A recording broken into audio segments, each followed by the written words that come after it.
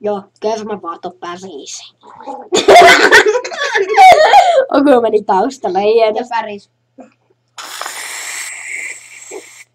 Kermavaahdot pärisi. Mehut täris.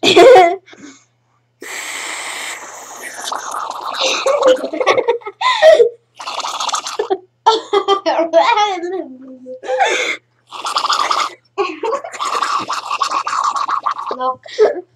Niin eikö mä sanonut, että kermavaahdot pärisi?